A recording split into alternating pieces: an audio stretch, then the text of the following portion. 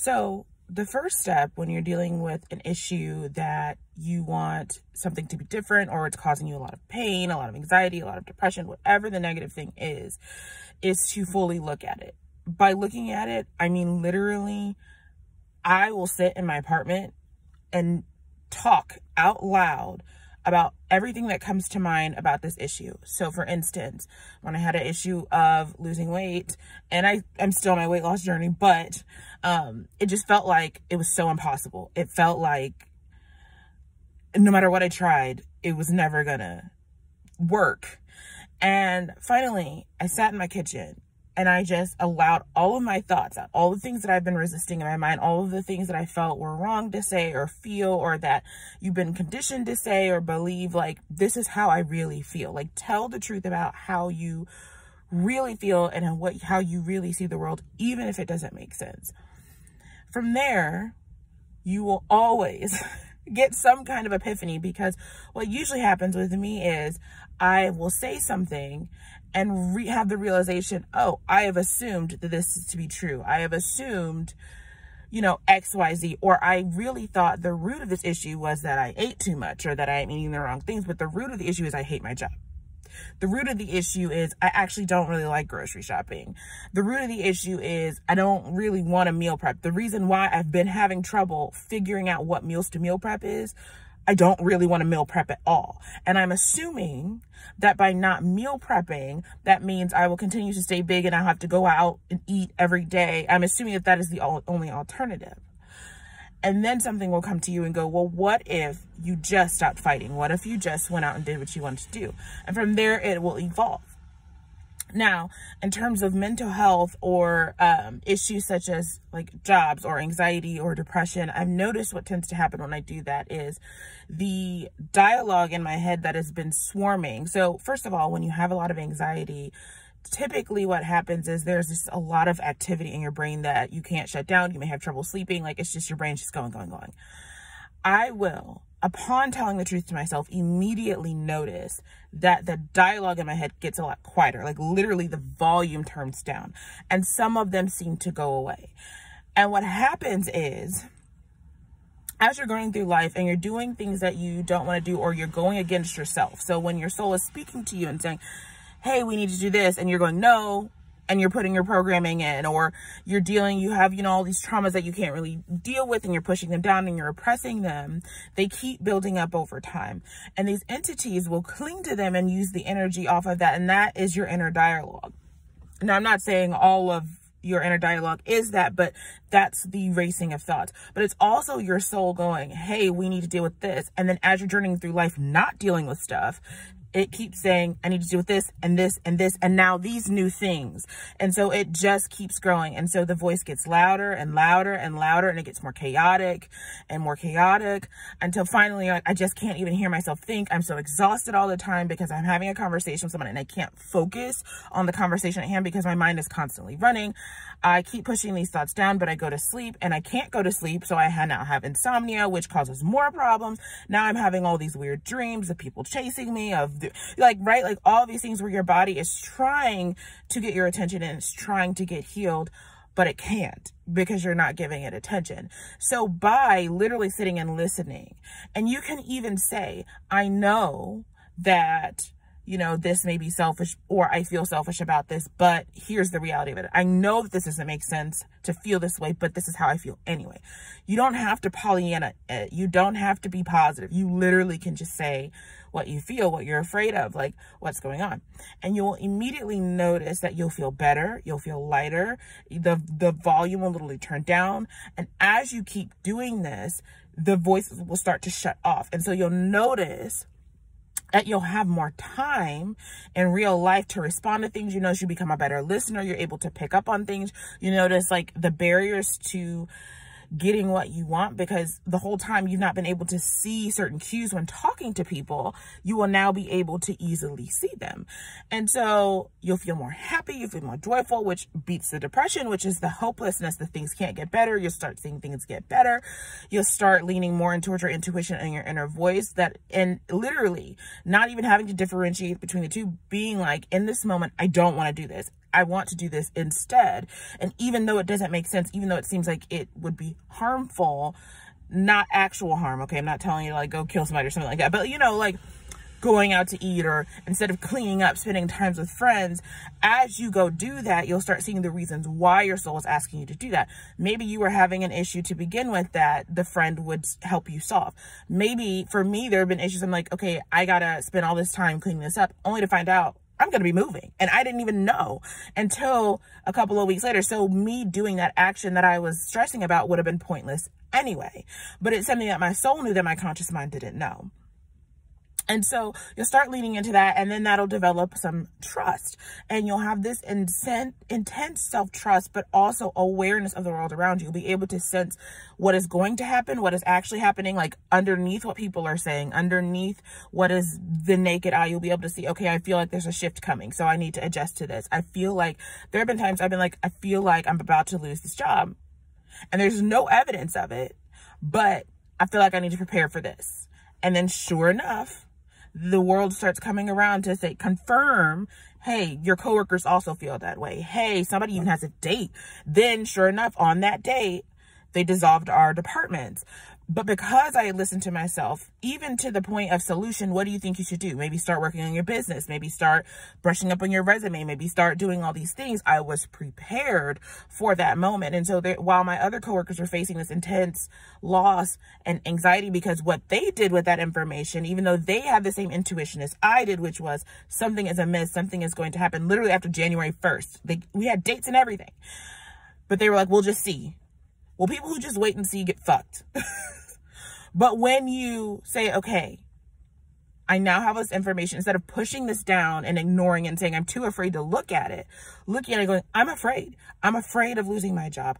I'm afraid that I'm not going to have what I need. I'm afraid that, you know, whatever, you'll start finding relief. You'll start finding, you know, you'll start leaning into your intuition, which will say, okay, well, call your mom and call your this, and then they will give you help and they will give you guidance, and then you'll know what to do, and then you'll do it. So then by the time that comes, while your coworkers or the other people who didn't listen to themselves or are waiting and seeing are in distress and going, I don't know what I'm going to do. I have kids, right? They're frustrated. They're anxious. They're clinging to a job that was toxic all along. You now see it as, wait a minute. I have been asking for something different. I have been asking for clarity on the situation, and I now have it. So what I'm actually going to do is, and for me, the right action was to leave. But I was able to leave because my resume was up to par. I already had my job search ready. I had my business going. I had things to where I wasn't responding in fear. By the time it came, I already dealt with my fear. So now I'm dealing with courage. So now I can hear what the people are saying. So literally what happened was, we got those warnings. Now in December, I take my vacation beginning of the year, first week. And again, listening to my intuition, I did it. I was just like, this seems like a good thing to do, so I'm going to do it. So while I'm on vacation, like the people said, after January 1st, the big change was coming. It did come. They dissolved 2 or 3 departments. And they did it so haphazardly. They just started bringing people up in the middle of a day and started saying, hey, you may not have a job anymore. And so people found themselves unprepared to even counter and even ask questions, because to them it was sudden, but really it wasn't sudden. We all had the warning months ago. So because I listened to my intuition, though, I wasn't there. So I had plenty of time to gather what I wanted to say, to think about what I wanted to do. So I basically had 3 days to think. Whereas they were in the office, and that's only because I made the decision to go on vacation. And so I get the call and I'm realizing, wait a minute, they have been treating me horribly at this job, and I've been trying to figure out something new to do, and I've been trying to apply for this, and it's just not been working. I need a change, and this was the change, because what happened was the 2 managers ended up stepping down, getting fired. So now we have new management. And that new management ended up being the people to listen to me and to see what I was doing and to provide me the opportunity that I needed. And because I wasn't operating in fear, I was able to boldly say what I needed to say and really be at the point of like, okay, I will leave this job if I do not get X, Y, and Z. And so I ended up getting to present to the leadership. I had these project plans and all of these like plans for the company that were ignored for years up to this point, now get heard because we have new management and because I had the courage to say, hey, I'm dissatisfied with this. This is what I think we should really be doing. This is why we keep facing the pains. And unbeknownst to anybody else, leadership was also lost and they were looking for someone with the solution. And I was the one with that solution. And so nobody could tell me months before that all this was going to happen. Nobody could tell me that the obstacles I was facing were actually going to move. I didn't know. But I kept following my intuition that said, okay, deal with this fear now. Deal with whatever it is you're going now. Put your resume in. Start your business. Start working on these things so that when the time comes, you are ready and you're not panicked and you're not wondering what you're going to do and you're not hanging on to a job that's toxic. You're ready to go. And so I ended up getting basically a 2-month break and then got a job shortly after that. And really the job came before I quit. And that was something that nobody could prepare me for. Like, so basically I had 2 months of worry-free living my life, getting a break because I was burnt out before I started the next job. So there's so many more levels. Maybe I'll talk about this later to this than that. But I think healing, the key to healing is looking at your mess. And somebody described it as this. It's like you're running from a tornado and a tornado is constantly behind you and you're running and running and running. And finally you turn around because you're tired and you say whatever. And you're fully expecting the tornado to consume you. But the tornado just runs up over you and goes past you. It's kind of like that. You think you'll be consumed in depression if you allow yourself to feel depressed and sink. I always thought of it as sinking. Like I've been trying to keep my head above water, but what if I just sunk? You think you'll be consumed, but you won't. You'll find that the way out of the bottom of the ocean is you fall through the sky. And there's always a way out. And at that moment, what happens is you sink into it and there's this overwhelming moment of pain. But after that moment, there's this relief or these new thoughts that you never thought you could have and these new solutions and all these new directions. And so you face it and all these beautiful things start to happen. And the things that you thought that were impossible start to happen and change starts to happen and hope starts to happen.